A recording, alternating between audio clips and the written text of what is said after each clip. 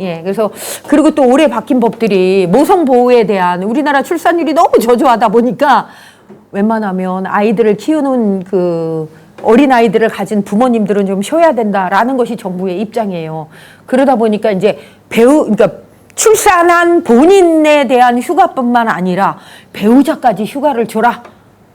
배우자까지 줘라. 원래는 출산휴가도 3일이었는데 5일로 늘려라. 그랬는데 올해 어떻게 바뀌었냐? 10일까지도 늘려줘야 된다. 그런데 이것을 또 활용하는 사람들이 있어요. 10일을 쉬면서 이번 달에 3일, 다음 달에 3일, 그 다음 달에 3일 이렇게 쉰다 그러면 이거는 모성보호를 위한 그 출산한 산모를 도와주기 위해서 쉬는 게 아니고 출산한 기간에 내가 휴가를 제대로 써보겠다라는 생각을 가진 것이기 때문에 10일을 쉬되 출산 후 90일을 넘기지 말아라 라는 것이 정부의 입장입니다. 90일 안에 그 10일을 다 사용하는 거에 대해서는 배우자를 사용하게 하니까 대부분의 사업장들에서는 오히려 지금 배우자 휴가가 활성화돼 있어요. 그래서 그 어떤 사업장의 경우에는 최근에 상담이 왔는데 이 운전기사였는데 주말에 운전할 일이 너무 많은 거예요. 그래서 운전기사를 채용하신 건데 평일에 쉬어라 이랬는데 젊은 아이의 아빠다 보니까 주말에 와이프랑 애 보는 것 가지고 분쟁을 하다 보니까 이 배우자가 아빠가 3년 육아휴직을 내는 그런 상황이 돼버려서 이 지금 현행법으로는 그거 가지고 사업주가 화내시면 안 돼요. 왜? 법에서 보장했기 때문에 이분은 충분히 나는 청구할 수 있는 걸 청구합니다라고 얘기를 하는데 사업주 입장에서 야 내가 근로자 쓸 때는 내가 필요해 해서 쓴 건데 어떻게 나한테 이럴 수가 있냐.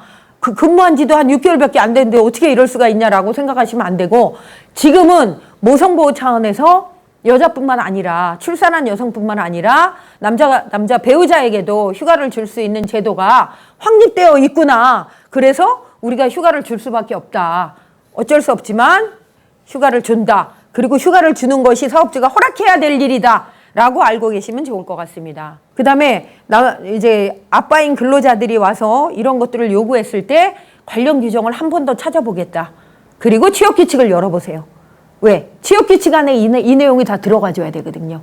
그 내용이 우리 회사 취업규칙에 없다 그러면 변경하시면 되고 그런 내용들을 제가 지금 자료에 포함되어 있지만 이 내용들을 취업규칙 안에 넣어 놓으셔야 돼요. 이대로 베껴 놓으시면 돼요. 그랬다가 활용하시면 좋을 것 같습니다. 그래서 이제 이런 것뿐만 아니라 지금은 사업장에서 반드시 교육해라 라고 해서 교육제도가 또 보충이 됐어요. 법적으로 의무적으로 하라 그러는데 요즘 우리 노무사 사무소까지 영업 팩스가 들어오는데 니네 법정교육 시켜줄 테니까 보험 들어라. 이런 식으로 많이 오거든요. 근데 그러다 보니까 자꾸 쓸데없는 보험들을 드는 그리고 뭔가 보험을 안 들어주면 미안해서 안 되는 이런 상황 단체 보험들을 자꾸 들어주시는데 그것도 매년 한두 번이지 계속 들어줄 수 없어요. 그래서 이런 부분들에 대한 자료를 올려놨습니다. 개인정보보호법, 직장 내 성희롱 관련 교육. 그래서 꼭 그런 사람이 아니어도 우리 여기 사회경제적 팀이나 관련 단체에서도 지원을 많이 해주고 있단 말이에요. 그러니까 그런 단체들을 통해서라도 교육 자료를 받으셔서 사업주는 알아두셔야 돼. 사업주가 이게 무슨 얘기인지를 알아야 하니까 그런 내용을 한번 읽어보시고 뭐 점심시간이든 아니면 휴게 시간에 근로자들한테 한 번씩 설명해 주시는 거로도 그런 보험이나 적금 안 드시고 얼마든지 가능한 그런 강의가 가능합니다. 그래서 직장의 성희롱 예방교육은 10인 이상 사업장에 대해서 반드시 하셔야 되고 산업안전보건법에 대해서는 부족하다 싶으면 뭐 저희 사무소 노무사 사무소든 어디든 가까운 관련 기관한테 그런 자료들을 좀 받으셔가지고 교육을 받을 수 있으면 좋을 것 같습니다. 그래서 그리고 또 요즘 장애인에 대한 인식교육이 또 필요하다고 얘기를 합니다. 이 부분도 제가 다 메모를 해놨습니다.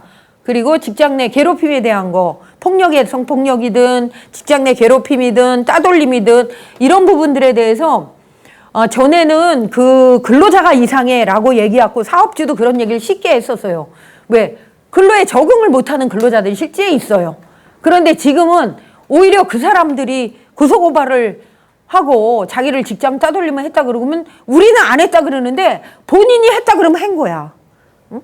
똑같은 얘기도 A한테도 얘기하고 B한테도 얘기했는데 똑같은 얘기했는데 A가 그거 가지고 기분 나쁘고 나는 몹시 상했다. 감정적으로 내가 참을 수가 없다라 그러면 이 지금 상황에서는 노동부에 가면 이게 노동부가 사용부가 아니고 노동부란 말이에요.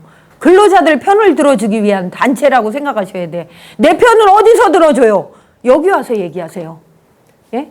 지원해주는 사업 단체들한테 얘기를 하셔야지 노동부 가서 막 큰 소리 치고 책상 두드리고 이러시면 오히려 과태료나 괘씸죄 적용되니까 그런 거는 생각하지 마시고 아 노동부를 가면 일단 노동자 편을 드는구나. 그래서 노동부구나. 이걸 알고 계셔야 돼. 그걸 모르고 가시니까 자꾸 열받아 하시고 우리한테 전화하셔가지고 하소연 하시는데 마음을 조금 비우셔야 돼요.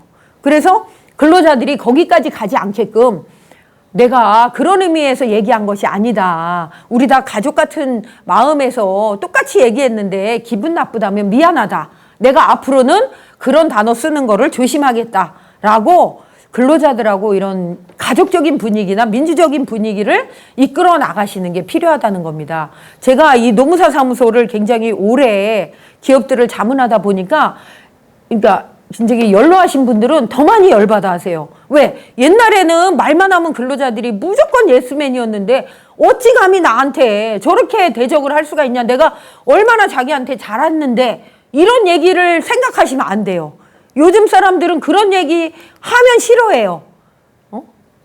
그런 얘기들에 절대로 같이 현혹되지 마시고 그리고 같이 내 생각과 다르다는 것 때문에 열받지 마시라는 거죠. 사업주는 열받으면 무조건 근로관계는 해결이 안 됩니다. 웃으면 속으로는 열을 막 머리 끝까지 열을 받으셨더라도 조금만 참으세요.